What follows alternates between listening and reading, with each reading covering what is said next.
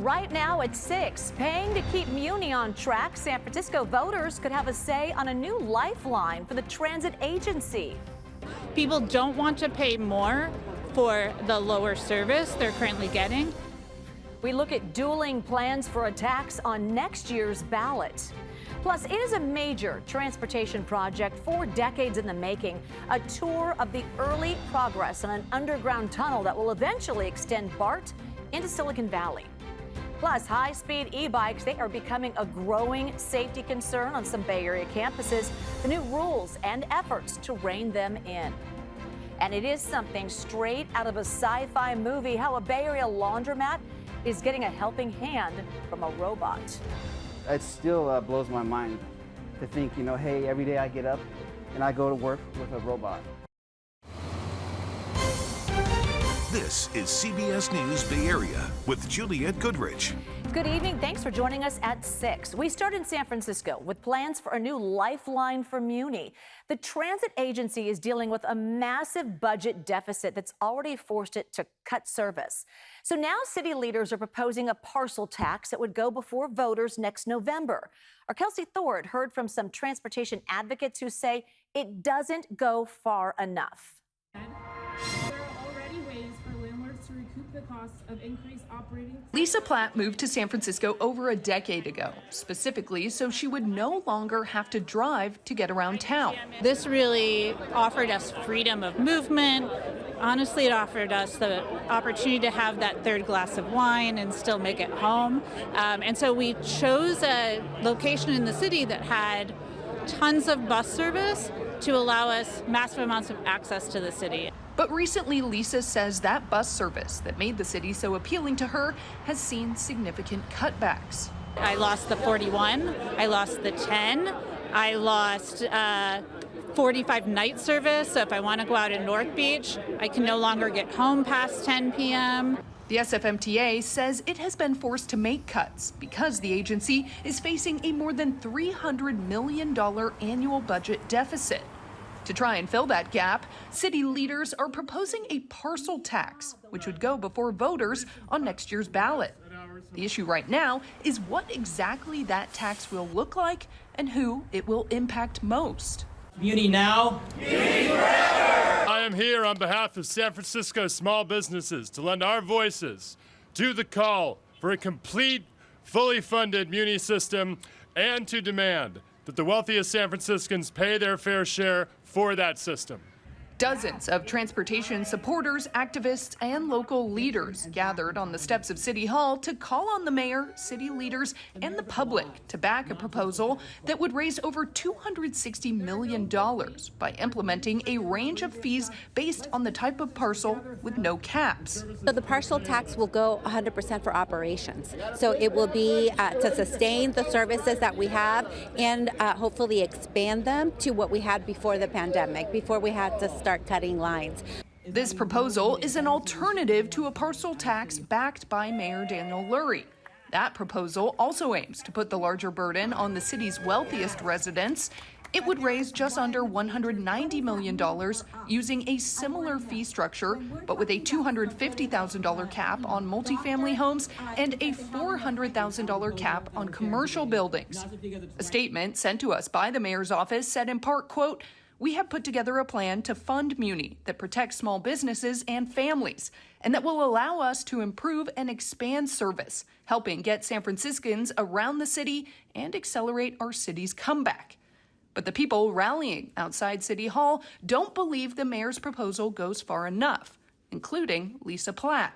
And what I've heard time and time again is people don't want to pay more for the lower service they're currently getting. They are willing to pay more if they can get some of that service back. Lisa says she's backing the $260 million proposal because she wants all of the buses she used to be able to catch outside her home back. San Francisco, the heart is our transit system, and I hear that even from tourists who are visiting, and tourist-heavy D2, and I'm hoping that love really shows through in being able to really save the system from massive cuts.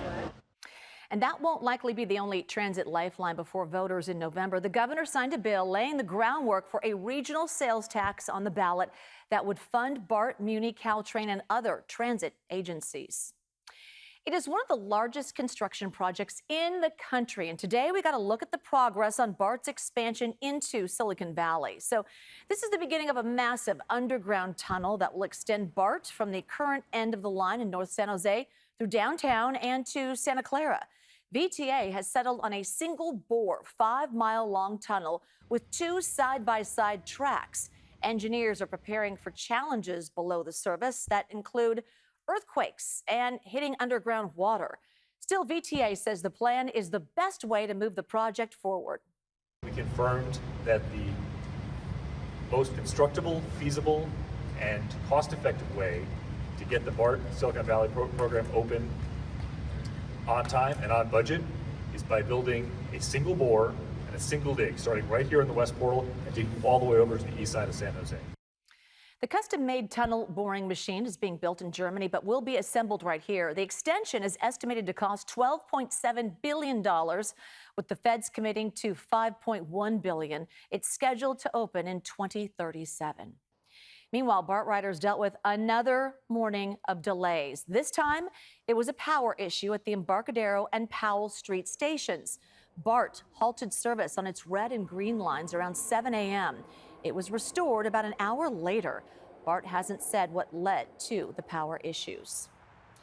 The suspect in the deadly stabbing at Zuckerberg San Francisco General Hospital has been charged with murder. Wilfredo Torlero Archuleta was arrested Thursday afternoon, allegedly pulling a concealed knife and stabbing a social worker in the neck multiple times.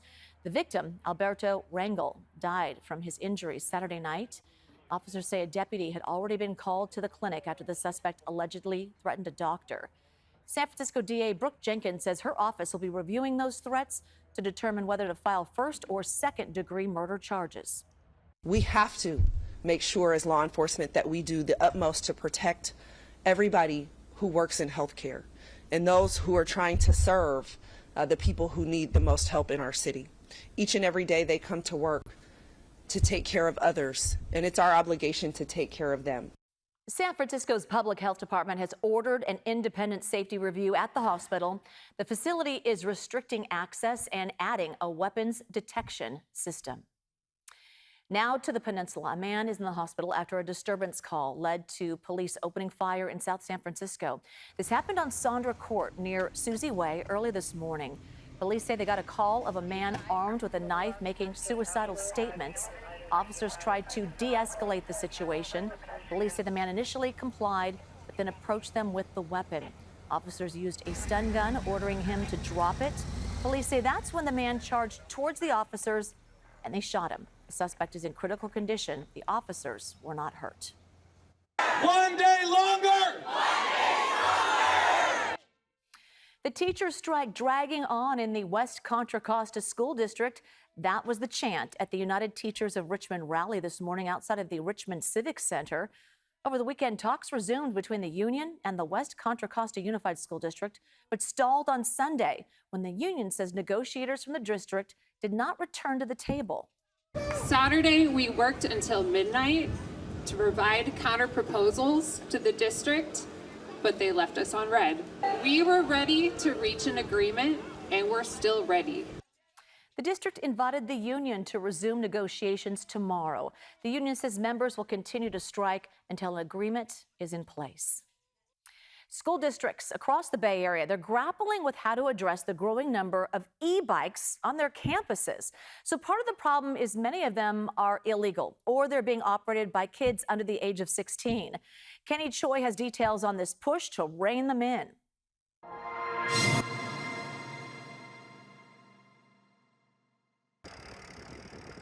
What started as a crusade to allow e-bikes on bicycle trails in Marin County years ago has become a mission to make roads safer for Bob Middlestead.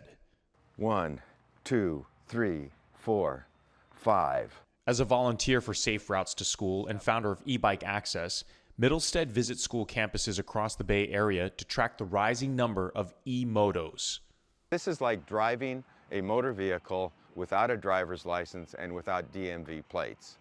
It's illegally modified e-bikes and e-motos he and others describe as illegal electric motorcycles that can go from 0 to 40 or even 50 plus miles per hour in seconds that are causing safety issues on school campuses, sidewalks, and roads. It doesn't even have a Class 2 e-bike label on it. It doesn't pretend to be an e-bike. It's an e-motorcycle, start to finish. As students commute to school using e-bikes, some legal and others not, regulating them has become a challenge for law enforcement and school districts. In the South Bay, the Menlo Park City School District recently banned anyone under 16 from bringing e-bikes capable of exceeding 20 miles per hour or operating without pedaling onto campus. Kristen Gracia is Menlo Park City School District Superintendent. The primary reason for doing this was student safety and is student safety. School officials believe the new rules will curb the number of e-bike related accidents and illegal e-bikes. It creates a very predictable situation and one that our district is trying to avoid. We're talking about brain trauma, talking about multiple broken bones, internal injuries, you know, the serious stuff, the kind of stuff you get when you're in a motorcycle accident. Central Marin Police confirmed last month it had cited at least one parent for allowing an unlicensed driver of an e-motorcycle and that illegal e-bikes have been impounded. That is a great step forward. That will wake up parents once they know about that. Law enforcement points to staffing issues in tackling illegal e-bikes. Safety advocates like Middlestead continue to push school districts and police for more enforcement. Middlestead says at one high school campus in Marin, his team of volunteers documented a 55% increase in e-motorcycles from April 2024 to September 2025. As for the new e-bike rules at Menlo Park City Schools, any e-bike or e-moto found on campus in violation of the policy will be locked and held by the school. It has to be retrieved by a parent or guardian. Still ahead here, right at 6, the Bay Area is no stranger to earthquakes, but we'll hear from people in one East Bay community that are a little on edge after a constant shake in their area. Plus, wouldn't it be nice to get some high-tech help with your chores? How this robot is actually lending a helping hand at a Bay Area laundromat. And another big retailer leaving San Francisco Center nearly a month after lenders bought the building at an auction. So did you feel it? Did you feel the shaking today? The USGS says there were 10 small earthquakes in the East Bay today. One was a 2.9 in Piedmont. The rest were in San Ramon, the largest at 3.6 magnitude. They were all east of 680 along El Costa Boulevard. Neighborhood sits on the Calaveras Fault, and USGS says it could be because of micro movements along that fault or other smaller faults in the area. There was a similar swarm in November. One neighbor who lives there says she's getting fed up. Today it was, you could hear the blinds, you could hear the house cracking, and I was just, I keep wondering, okay, when is the second story going to come down on us? That's, yeah. And then, you get to the point where it's just like, okay, come on. All right, are we done yet? Yes, we're done. USGS told us these earthquakes aren't new for San Ramon. They've recorded swarms like this in past 7 different years, going back to 1970. H&M is the latest retailer to leave the mostly empty San Francisco Center. The location will be shutting down in January. So this announcement comes nearly a month after lenders bought the building at an auction. An H&M spokesperson tells us the company is exploring new locations in the city. Meantime, affected store employees will be relocated to neighboring stores.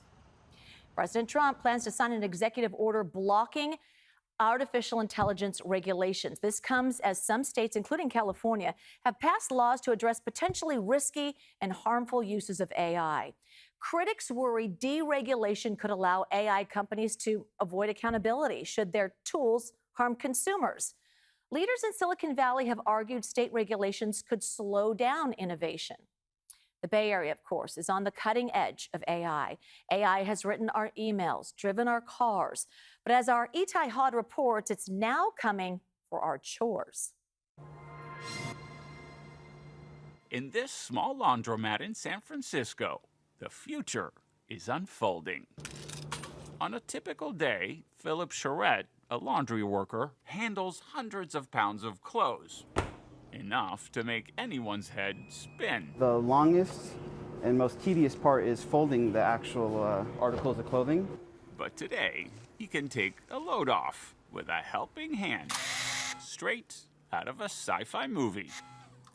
Meet Isaac, a robot equipped with cameras and sensors that can sort, fold, and stack piles of clothes with surprising precision. It still blows my mind to think, hey, every day I get up and I go to work with a robot. Philip works for Tumble, a San Francisco-based laundry service that gets your clothes done in 4 hours. Now, with a little help from Isaac.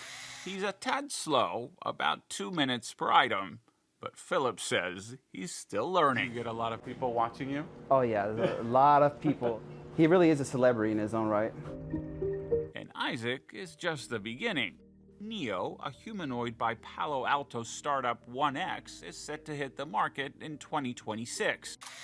Automated helpers are taking the grunt work out of chores, with a global household robot market expected to soar from $12 billion in 2024 to $71 billion by 2034. It's picking up the toys. Condorusas, the co-founder of Weave Robotics, the company behind Isaac, says these domestic robots are giving people something money can't buy: freedom. We want to make sure that people don't have to spend time doing things that they don't want to do.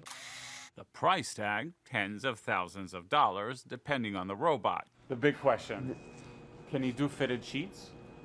Fitted sheets, oh, with the elastic band. God, I can't do those even. And while Isaac has a few wrinkles to iron out, one thing's for sure: he'll never fold under pressure. And another night with widespread fog all across the valley communities. But how much longer is this stubborn weather pattern going to stay in place? I'll let you know if any changes are on the way coming up in my full forecast. Happy Monday, everybody. If you thought new week, new weather pattern, you were unfortunately mistaken. This same stubborn high pressure is going to keep all of the fog, that thick, dense Tule fog across our Central Valley communities basically all week long. So don't expect it to change all too much. If you live in our inland East Bay, it's going to stay pretty foggy for the next couple of days. But for our coastal communities and here in San Francisco, it was a beautiful evening, a gorgeous sunset, albeit a little hazy out there. Our air quality has not been the greatest as high pressure continues to dominate, creating a bit of an inversion layer like a lid on the atmosphere, trapping all the pollutants, but also allowing us to see some beautiful sunsets. Current air quality, we're all at basically that moderate level, other than a little bit of better air quality over the Santa Cruz Mountains and parts of our North Bay mountain communities, and then our inland East Bay, that's where there's some of the worst air quality, down to that unhealthy for sensitive groups category. We're likely going to continue to see moderate air quality throughout the rest of the week, as again, high pressure is going to continue to dominate, and high pressure is going to deflect all of the moisture off and away from us here in California. It's going to keep that fog, keep that stagnant weather pattern in place at least through the rest of the week and into the weekend. High pressure, again, as you can see, deflects all of that rain, all of that moisture away from us. So basically none of it is going to be hitting us. We are not going to be seeing any rain in the first half of December, which is normally one of our rainiest months of the year. So it's not great news, but those of you who have any outdoor plans, you don't need to grab that umbrella because you're not going to need it anytime soon. What you probably are going to want to do is give yourself some extra time on the roadways, because those of you who live in our inland East Bay and valley communities, it's been foggy. Visibility has not been great. We're likely going to continue to see that fog throughout the overnight hours and waking up early tomorrow morning, once again, down into the Santa Clara Valley, across our North Bay Valley communities and the inland East Bay. But by the afternoon hours, we are going to be seeing a little bit more sunshine and a little bit warmer weather after a chilly start to the day. Upper 30s across those inland East Bay communities, mid to lower 40s closer to the coast and for areas by the bay. And the cloud coverage, again, for the North Bay that didn't see all too much of the sunshine today, should be clearing a little bit more. It's going to be a pretty stark cutoff, though, between the very cold air underneath the fog and the relatively warmer temperatures above it. North Bay communities, look at Napa. 52 degrees is the high temperature tomorrow. Fairfield 47. But then you have over Petaluma, Santa Rosa. You'll be in the upper 50s. So it's not going to take a long drive to actually see slightly warmer conditions. And you head on farther south towards Santa Cruz, Monterey, Salinas. You'll be in the mid to upper 60s to maybe even near 70 degrees, as you will not be dealing with basically any of the fog. Then by Wednesday, gets even warmer, potentially in the mid 70s in Salinas by Wednesday afternoon. While our inland East Bay communities, you are going to be staying in the upper 40s to low 50s. Again, that stagnant weather pattern is going to keep you well below average. It is not going to allow you to see very much, if any, sunshine through the end of the week and into this upcoming weekend. I'm so sorry. If you've been hoping to see some sunshine inland, you're just going to have to take a short drive to actually soak it up. Our inland communities, this is where our microclimates will really be in full force. Those of you who are dealing with the dense fog, dealing with the cooler weather, those of you who aren't dealing with the dense fog, actually dealing with temperatures slightly warmer. Those of you who are not seeing foggy conditions, the rest of the Bay Area, upper 50s to low 60s. Wednesday, Thursday, likely going to be the warmest days of the upcoming week. Enjoy the sunshine while you can, because it does look like more cloud coverage should be arriving by the end of the weekend and into early next week. Over to you, Jules. All right, Zoe, thank you. When we come back, a special field trip for Bay Area students curious about the performing arts.